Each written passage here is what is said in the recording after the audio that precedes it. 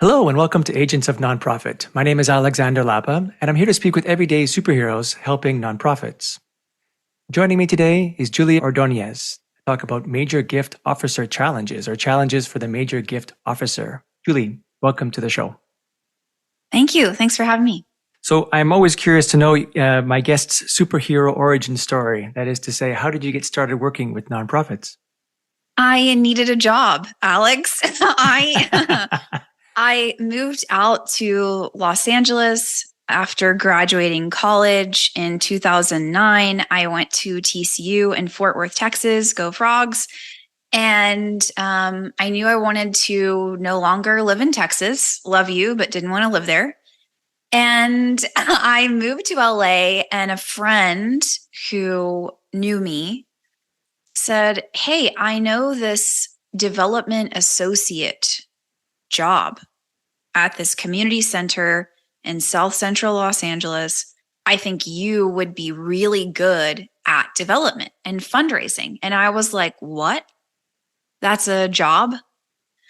I had no clue. And so I went for it. I applied because I guess my friend saw something in me that I didn't know was there. And I went through the interview process, and they were like, "Look, we know you don't have any experience, but we will pay for you to get training. We think that you can add to the culture that we're trying to build." And so that was my first gig, and it was extremely stressful. I think in hindsight, I was doing, 7 or 8 different jobs and working definitely overtime, way more than what they were paying me. I was being paid an hourly rate. I can't even remember what it was, but it was so low. And I really loved the fundraising piece of it, though. So my grant writing wasn't that great, I guess, because that was what caused them to fire me, 14 months later. But the individual giving piece of talking with people, building relationships, talking with companies, I did a really great job planning their gala. There were so many other components of the job that I did really well, and I actually fell in love with. And so my dream after that was to work at United Way, which years later I did. And that was really how I got my fundraising chops, so to speak. I really learned how to be a major gifts officer and all of the best practices. I had an incredible mentor, but that was really my start into the nonprofit world professionally. It's a story I've heard many times before where people just seem to fall into the nonprofit space and they just get Right. stuck there. There's a stickiness to it, a love, a sense of fulfillment that isn't as easily found in other industries. But I'm curious to know, before that, you didn't mention about what you did. So your friend must have seen certain character traits or certain abilities that you had that could be applied to the world of development and fundraising. I'm just curious to know, if someone was even considering a move to that direction, are there any kind of markers that you would say that, if you're good talking to people or if you're good simplifying things, are there any kind of traits that you could say that you had that allowed you or allowed your friend to say, this would be a good fit? I think that I am good at making friends, and I always have been, even when I was a child. And I think that being a major gifts officer is creating mission-rooted friendships. When I was a kid, I lived on a really busy street corner in Houston, Texas, and a lot of people littered. They threw their cans and cups out of the window as they zoomed by 55 miles an hour. And I remember I think I was in 4th grade. Maybe I was even younger than that. And anyway, 8 years old, maybe.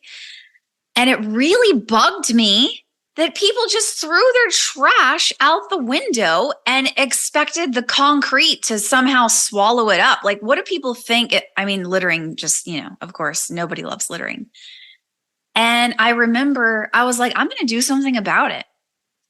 And I got my friends on my block, on my street, together on a Saturday morning. And I called it the Bluebonnet Club because the state flower of Texas is the bluebonnet. And, it's about the environment, right?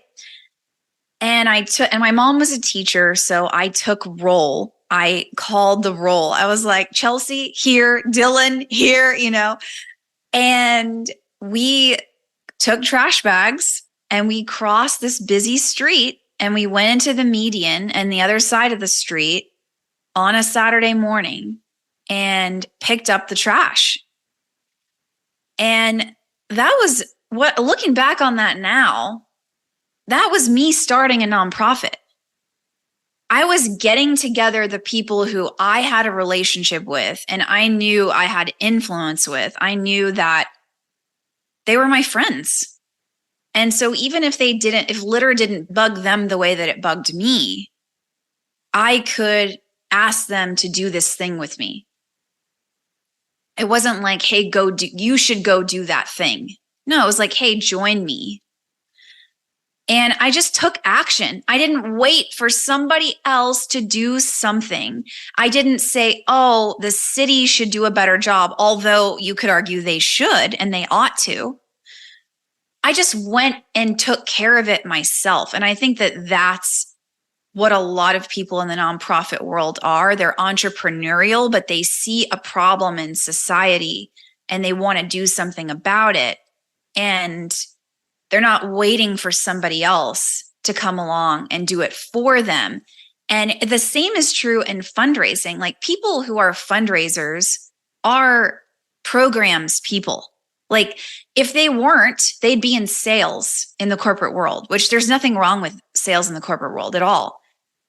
But people who decide to be fundraisers are doing it for the mission. They're doing it because they want to be a part of a team that's addressing this specific issue. And if you're someone like that, if you can bring people together, if you're someone who you just are a natural champion or advocate for a cause, you get people excited about things. I think those are the natural, maybe even, dare I say, stereotypical fundraisers.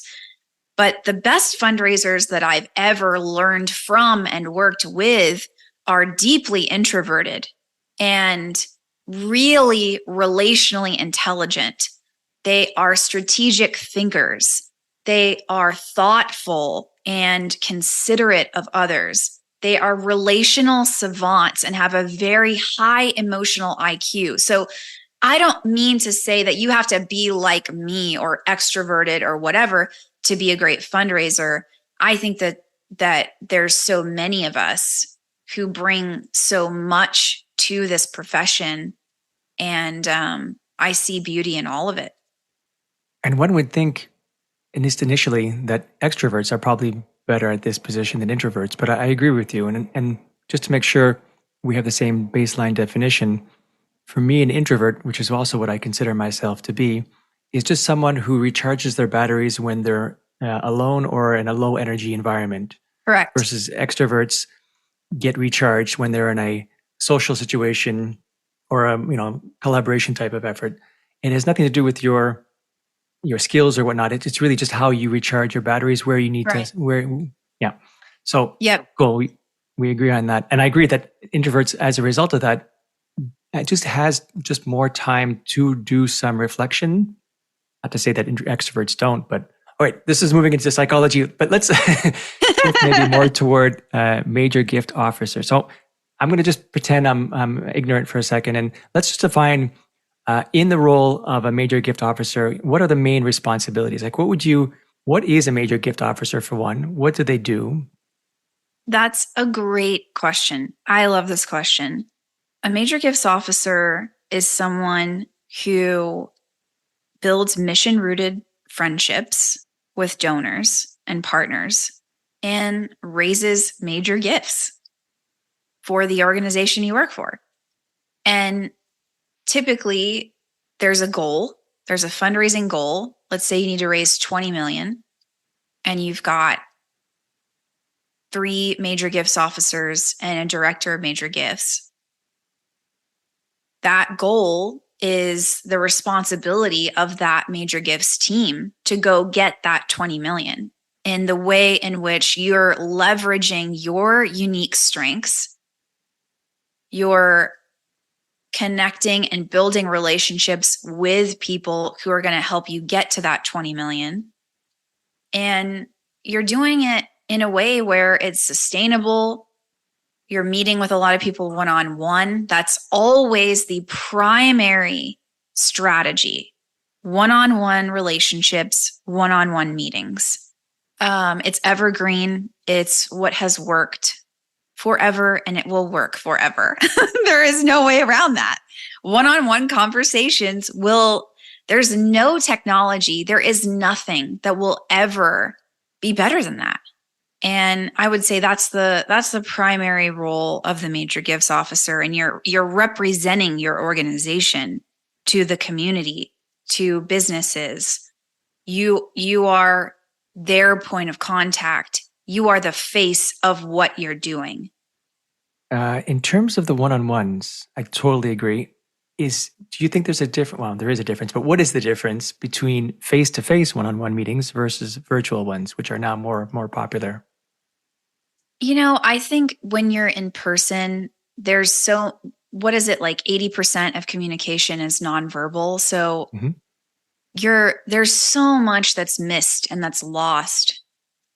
We're not able to use our full, and I'm going to use your language, we're not able to use our full superpowers when we're in person, you can catch so many things that are not easily caught on Zoom. Yeah, it's tough, but I mean, looking in tips for Zoom would be looking in the camera, because then it appears to the person you're meeting with that you're looking them in the eye and that you're doing that periodically.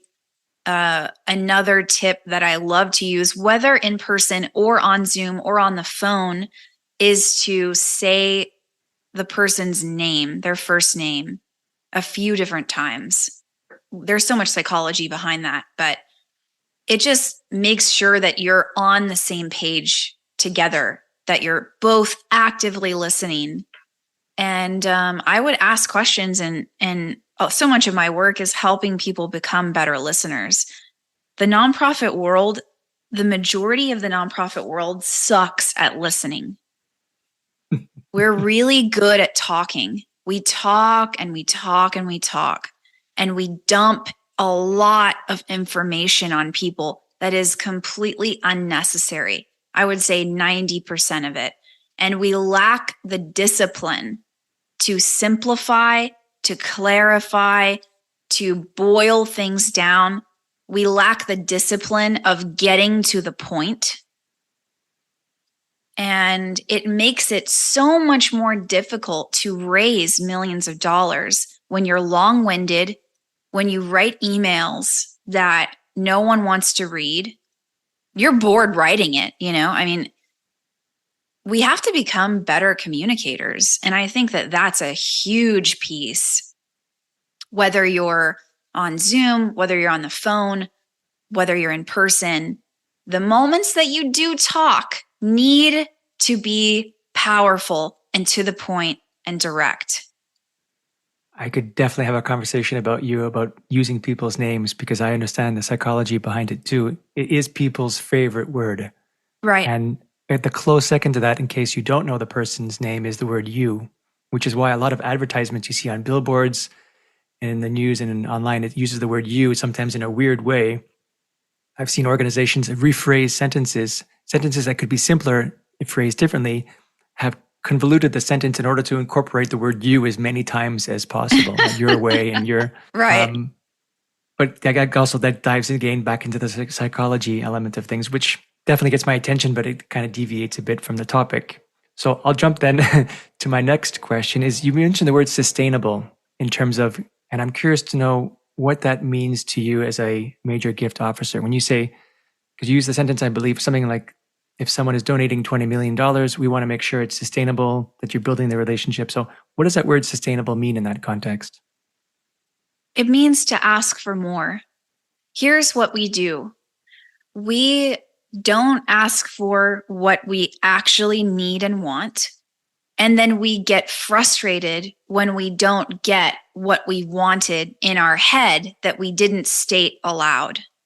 So I was meeting with a client yesterday, and she asked this ultra high net worth individual for support. She just kind of left it open-ended and shared the goals. Look, our goal is 6 million. I've already raised 2 million of that. Can we please, can you consider giving something? And in the past, this person has given $1 million, 2 million, several 7-figure gifts. So they're good for it, right? And leaving it open-ended, she believed that that was the best tactic in that moment, which is fine. That's great. There's a time and a place for that.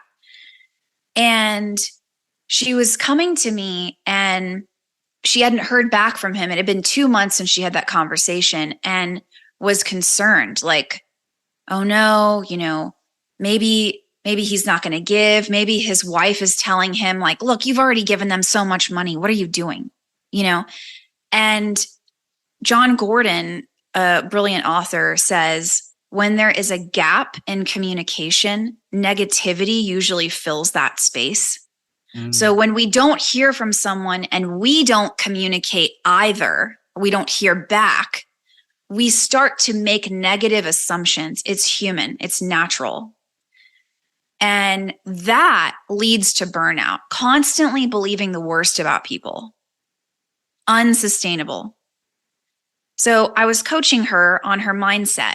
Hey, when you go into that spiral of, oh no, and making negative assumptions, it's based on nothing, actually. It's not even substantive. Let's look at the facts. What are the facts? He already told you yes. He already said he was going to give. So it's in the bag. We just have to collect the cash, basically. We have to figure out what is he going to do. So, because you left it open-ended, which is fine. So she says, okay, well then let's work on this email, this follow-up email to him.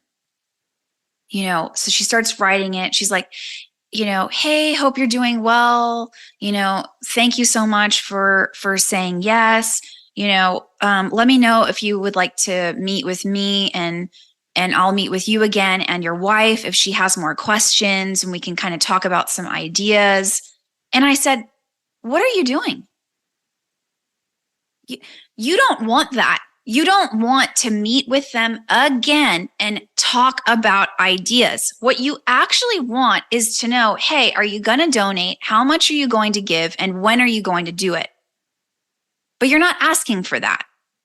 And if you ask for another meeting to ideate, whatever that means, then that's probably what you're going to get. And then you'll be frustrated that you didn't get it. This entire thing is a giant waste of time. Unsustainable, leads to frustration, leads to slow results, leads to burnout, leads to people leaving the profession because they don't say what they mean and they don't ask for more and they don't arrive at the point. We are accustomed to beating around the bush and, because it's rooted in all of these negative assumptions and we're wasting freaking time.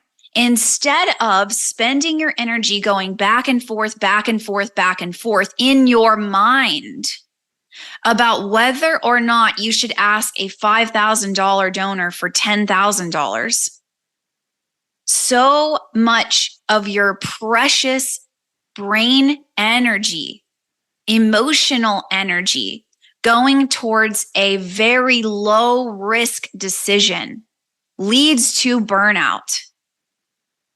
So what the most sustainable thing to do is to actually focus on your highest and best opportunities. Your biggest donors should get the vast majority of your energy and your time and your headspace. And then focus on donors that are giving much smaller amounts. Because if you do the reverse, you will be frustrated with your lack of progress and how slow you're moving. It takes just as much energy to ask for, a large gift that could be a massive boost in momentum for you and your team. Or you could focus on, 2,000 here, 5,000 there, 10,000 here, 1,000 there, 2,000 here, and slowly stack it up to 20 million. Good grief. How exhausting is that? Rather, when we do things that we're afraid to do, when we muster the courage to do it, when we actually execute on it, it's deeply energizing. Fear is exhausting and it's not sustainable. So if we continue to let fear and assuming the worst of people run the show, it is a surefire way to burn out. I'm going to play devil's advocate here for a second because an argument could be made that the smaller ones, the smaller wins, will give you that sense of confidence to be able to build the confidence to a level where you can say, okay, now I can ask for larger numbers because I've had all these successes with these smaller ones.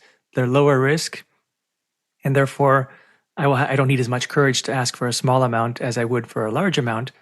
Building up that courage, building up that strength, building up the knowledge, building up the language as practice, so that when you do get to the $1 million, multi-million dollar asks, you already have this portfolio and history of success to lean on, as opposed to starting off and asking for the really, really big numbers first, which I agree, if you can get, everything else seems like a piece of cake.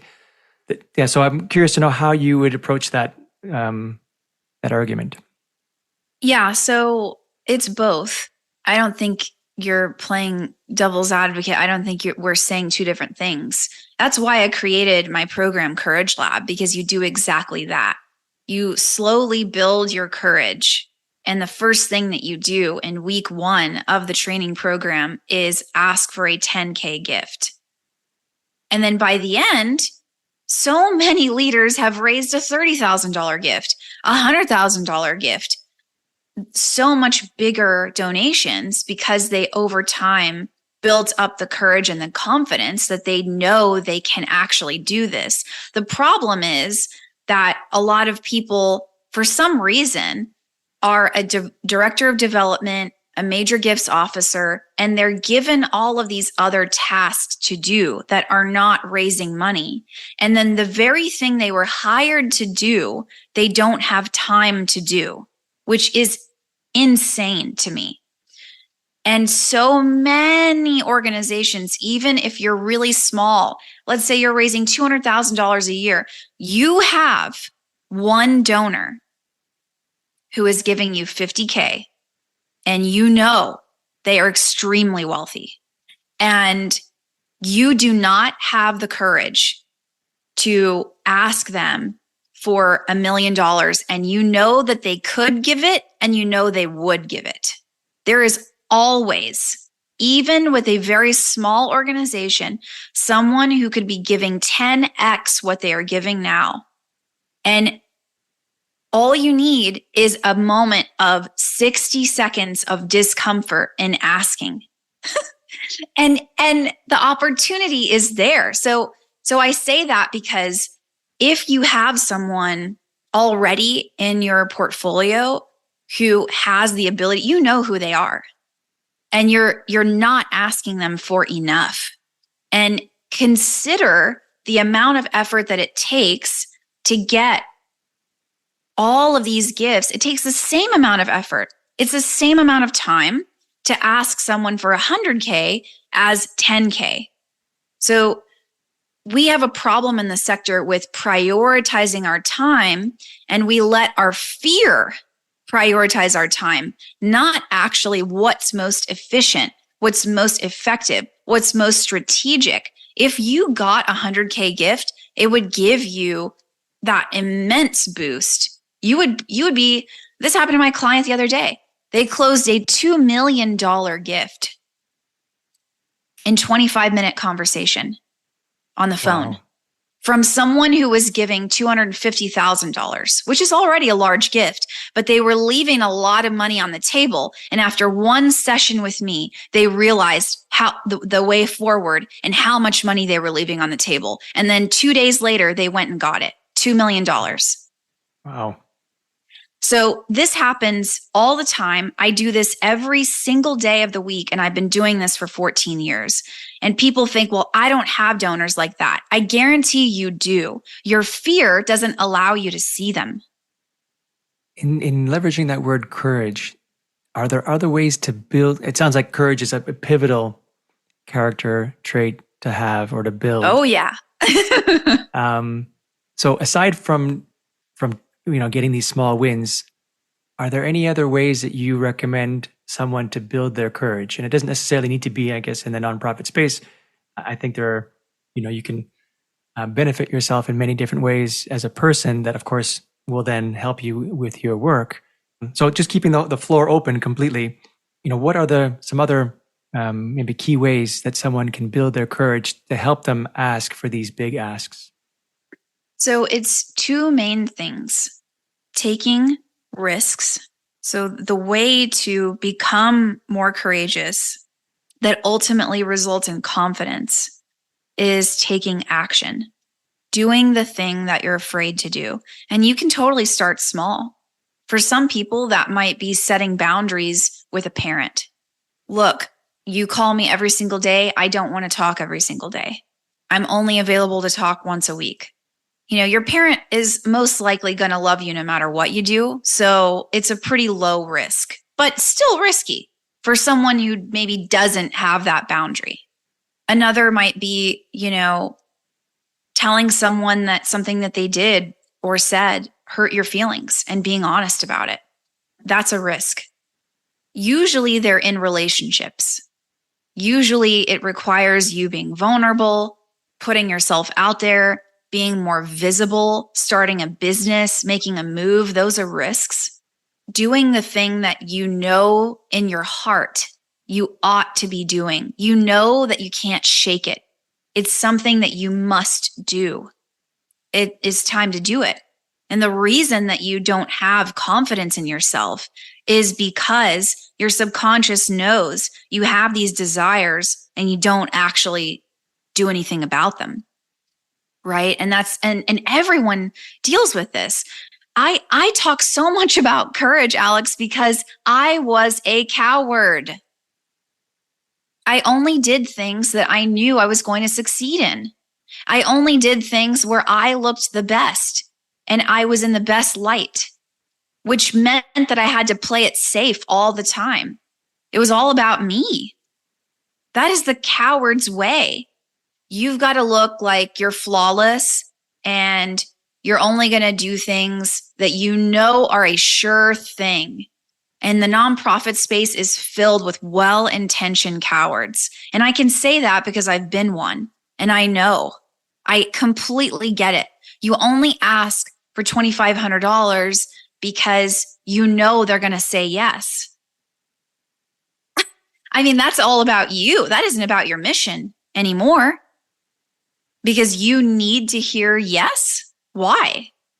And that's something that happens inside Courage Lab is people learn that no isn't fatal. They can handle it. So the first is taking risks. In order to build courage, you need to take action. There is no way around it. The second is Can I jump in for a second? Before we get there, because there's a beautiful diagram I once saw that dealt, if you imagine a Venn diagram with circles, circle within a circle within a circle, and in the innermost circle is your comfort zone. And that's where, to your point, most people stay. And then the larger circles, the circles on the outside, are actually where all the fun things happen in the sense of you have to kind of push past that comfort zone. And once you do, and as you slowly do that, over the years, you look back and you realize how large your circle has become. For example, I find a shortcut for doing this is to travel, because travel by its very nature puts you out of your comfort zone at a physical level. You have to figure out how to navigate from the airport to where you're staying and maybe it's a new language, new currencies you have to adopt. It forces you physically in a situation where you are going to be uncomfortable. And you, depending on, of course, where you are in the world, that level of comfort will be higher or lower. But the idea is that the more, in my sense, you travel, the shortcut, the fast track to build that level of confidence, to realize that everything you have, everything you need to be confident, to take risks, to be courageous is actually already inside you. And you just have to open it up and access it. It's not something outside that you have to accomplish to get to it. It's all already inside you. That's right. Yep. And I would say the second piece to that is community. So if your circle of people you're surrounded with that you talk to daily, weekly, regularly are people who are in their comfort zone, it's going to be near impossible for you to sustain becoming a more courageous person. And you've got to change your community. You have to choose to be around people who you admire, who you think are maybe better than you, and become their friends. Get on a team with them, serve people with them, be on mission with them, make their life easier somehow. Be a friend to the people who you want to become more like. And this is why my program, Courage Lab, is a community. It's a cohort of leaders, because it isn't enough to make a commitment to become courageous and take risks. You have to do it in the context of community. Life change and life transformation happens in relationships. It doesn't happen in isolation. So if we want to become more courageous, we're changing the fabric of who we are at the core. And that's done with people. So community is everything. You have to pick your people wisely. Who do you let speak into your life? Who are you letting influence you? Because you will become more like them. And I know it's really popular to talk about that now, but it is true. If you're around people who want you to stay as you are and benefit from you staying as you are, you've got to change that. There's an expression that says, show me who your top closest friends are, your 5 top closest friends are, and I'll show you who you are. Because to your point, you are heavily influenced by those people, and you're Yep. actually able to choose who those people are. So if you're the smartest person in the room, you're in the wrong room. To your point as well, finding people that you admire, you can look up to, who will challenge you, who will encourage you, who will support you. And you can do, of course, the same in reverse. When you choose those 5 people, and I imagine a life partner is one of those typically, your whole reality can change dramatically. If you're with a person that brings you down or is an energy vampire, you will adopt some of their behaviors and thoughts and ways of thinking that you probably don't want for yourself, that aren't beneficial to you. So picking those 5 top people are critical for your life. Yeah, I agree. And then I would also add the idea of a tribe, finding your tribe. So aside from those 5 top people, what I also recommend to those is finding a cohort or a tribe of people that are in the similar kind of spirit as you are, in vein or challenges, and then work together, problems, find your community, whether like a Slack channel or a online forum or something like that. They don't have to be so close to you, but just an ability for you to share some of your thoughts, concerns, worries, and support each other on a more ongoing basis. I actually have regular meetings with certain people that I've chosen, phone calls, half an hour every week, just to connect with people who are in adjacent fields as I am, just to be able to share thoughts, share ideas. And I find that's a tremendous way to improve and to gain courage and to learn and to just be better. Yeah, that's beautiful. So I'm then curious. Obviously, the one of the main roles of a major gift officer is asking for major money. So how does one ask a donor for $1 million? That's not usually something you can go up to a stranger and say, hey, can I have $1 million for my organization?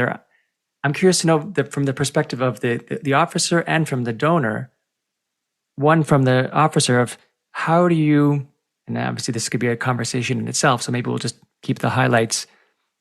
get to the point where you're able to walk up to someone and say, how I would like $1 million, please. And then part two of the question is, where does a donor, like what's going through the donor's mind in order to say yes to that question? So these are really big questions, Alex. You shouldn't ask anyone for money who you don't have a relationship with. And I say relationship with in the sense that it could be the major gifts officer, you personally. It could be that the donor has a relationship with the founder, with the CEO, with someone in the organization, and they have a level of trust with the organization. So if that doesn't exist, then that needs to be built. I definitely love cold outreach. I love reaching out to people who are really wealthy. Let's say that I work for an animal welfare organization and I find out about this really wealthy person. I'm reading an article and I see their name and I look them up and they're on Forbes and I have line of sight to their wealth, right? And let's say they're just ultra high net worth. Their net worth is well over $30 million US. And I Google them. I find out that they love animals. They're all about animals. There's nothing stopping a major gifts officer from reaching out cold to that person or going to your board or your team and saying, hey, do you know this person? Does anyone have a connection to this person? I think that they would be a great fit to partner with us. And something that I teach my clients is we're not coming for their money. We're coming for their whole life. And that includes their money. And it usually starts with their money. But when I'm working in major gifts and creating a custom strategy, I'm thinking about who are the people who are mission aligned. They're on the same mission as us. I don't need to convince them to care about animals. They already care. And this is listening. There are lots of ways in which I can look online and see that they care. Second would be that they have the capacity, right? Do they have the wealth to do that? And are they already givers? Do they give their money away? So there's plenty of people who care about animals. There's plenty of people who are wealthy, but are they generous? And then it comes down to the major gifts officer's level of courage. So oftentimes you can have a donor who's generous, a donor who's mission aligned, and a donor who has the capacity. But if you don't have the guts, then none of that matters. So people say, oh, well, we don't have wealthy people, or, oh, I wish that we had access to more wealthy people. You have wealthy people who care right now in your database. And you are too chicken to ask them for more. So it usually starts with the people who gave you $200 or $20 a month or $1,000 random gift because a friend sits on the board and asks them to donate. That's where major donors usually come from. You could also do cold outreach like I described. I love doing that. I think that it's a best practice. I think major gifts officers should be looking at their dream list of people who are the wealthiest people in the world who care deeply about animal welfare. And let's reach out to them and try to get their attention somehow once a quarter. And let's just call it a moonshot. Let's go for it. Why not? That should be incorporated into your regular practice. And you ask people who you get to know, you ask them questions. It's the same thing in interpersonal relationships in real life. You get to know people and who they are by asking questions and in conversations. So you have a lot of conversations with people who you think care, who you suspect are interested because they're talking to you. They're giving you the time of day. They're meeting with you. They came to your event. They're responding to your email, whatever it is.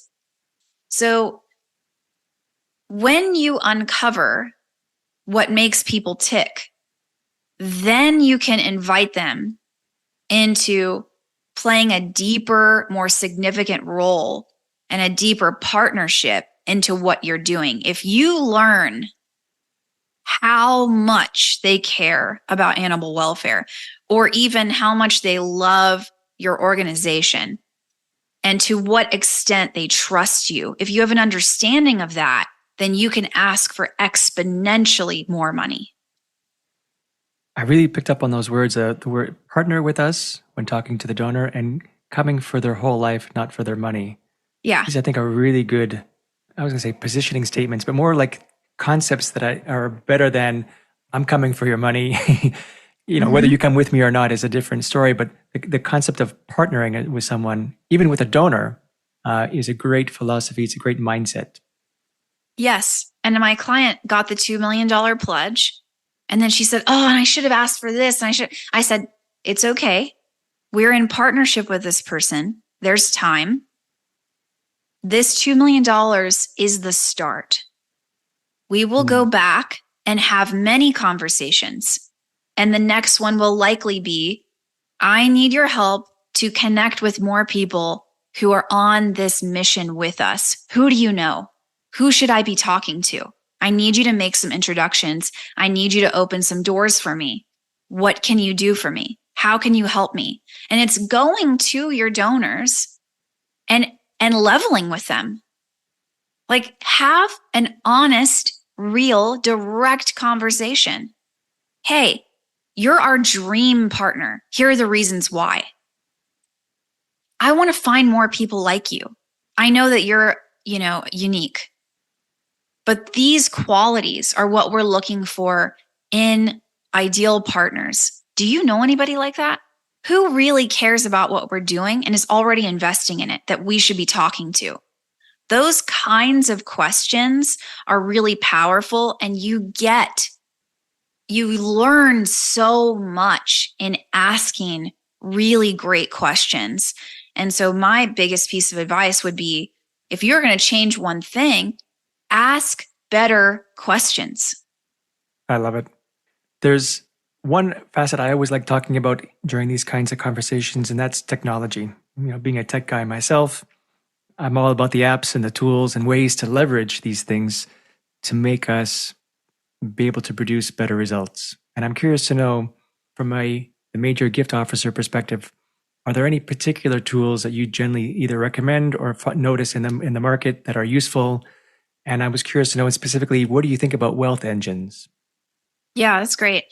So I love just really, really practically using my CRM, putting in meeting notes, things I learn about donors, putting that data in there. If it's like, let's say that I run an art museum. If I learn the type of art that this donor loves, I would put that in there as that information. So that would be one example. I'm looking at my CRM at the top of every single day and looking at my open opportunities. What are the asks that I've made recently that I need to close? What are the things that are coming up, and who do I need to prioritize to get a meeting with, to have a touch point with? That should be something that we're looking at every single day. What money just came in yesterday that I can pick up the phone and call the donor and just say thank you? The CRM and everything that's in there really helps to guide and prioritize my time and my day. I love MailTrack or any sort of plugin for Chrome that allows you to see when people open your emails that you send them from Gmail. If they click on the links that you send, you can see how many opens, you can see how frequently they've opened, when. I think that information is really useful, because donors who don't if they don't really care, then they won't open the email. It'll just go straight to the trash. But the fact that they're opening it 8 times, I'm like, oh, I'm going to keep emailing you, even though you haven't responded. So that kind of data, I think, is really useful. There's so many like productivity systems and tools, and there's so much tech that is super useful. I just find that most nonprofits are usually 10 years behind, and that's being generous in terms of adopting technology. So we could talk about all this stuff, but I mean, ultimately, I want people to just ask for more money and wealth engines. So researching wealth and net worth, a few things about that.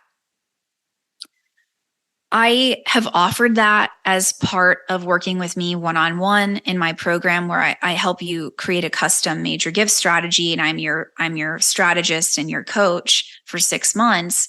Part of that was you have access to get like 5 different donor profiles done, basically like a 2-page report on this donor, where they give, how much they give, what's their net worth, where are their assets, and a sense of their giving capacity. So how much does this prospect researcher, based on what they've found, recommend that we ask for? And honestly, I love doing research to help inform the qualitative pieces of my outreach. So what am I going to say in this email? But in terms of wealth engines, if you're a really big organization and you have a really big team, you've got, 30, 50 plus people in the fundraising department, I could see that a wealth engine is really useful in helping you to parse through massive lists of donor data. But outside of that, research, we use that as an excuse to prioritize people with wealth. And I think it's more important to prioritize people who are passionate and who are generous, who happen to have wealth. So wealth engines are like, oh, bing, bing, bing, this person is a billionaire. That's who you should focus on, Alex. Number 1 priority. But that billionaire doesn't really give their money away, or they don't really care about your cause. Or if they do care about your cause, but they are not really generous, then it's kind of like, why are we wasting our time when there's all these other people who have all 3? They are wealthy, they care, they're generous. So I think sometimes it can be a distraction, wealth engines. And the best research that you'll ever get from your donor is from their mouth. And now we're recording this, it's 2023. The luxury of our global society and tons of information and being connected digitally and knowing way too much about way too much. Privacy is a luxury. And donors give anonymously. There are ways in which they can conceal their wealth. And that is a priority for many people for lots of different reasons. So you could pull data from a wealth engine, but it doesn't always give you the full story. And typically my clients know more about the donor than the wealth engine does. They're like, oh, actually, they just told me they own this commercial property of this piece of real estate, in Ohio. And that doesn't show up anywhere in this prospect research. I think having conversations with people is the best research that you're going to get. Like any other tool, you got to use it as a tool and not lean on it too much. But it could serve, it sounds like it could serve at least as a starting point to try to connect with people who might be outside of your immediate circle. But then you're right, there's no substitute for an actual one-on-one relationship with that individual. Right. Julie, this has been great. I'm sure people have lots of questions. We didn't even get to all of the topics I was hoping to cover today, but that's totally okay because it leaves the opportunity for people to contact you directly. So if you could share more about your coaching program, and I know you have a podcast as well, how can people get in touch with you through those? Sure. I love to hang out on LinkedIn. LinkedIn is really having a moment, right, Alex? I really love it there. And so follow me there. And I'm also on Instagram. I share, insights and thoughts and things that I'm learning about major gifts and leadership, how to build a culture of generosity in your nonprofit on Instagram. And then my website is julieordonez.com. And I am the host of Nonprofit Courage Lab podcast. So I love doing that and connecting with people and helping them become more courageous. So connect with me. I would love to hear from you. Awesome. And we'll be sure to put all the links in the show notes below. Julie, thank you so much for joining me today. Thank you. All right, that's it for today. I'm Alexander Lapa, and I hope you join me again in the next Agents of Nonprofit.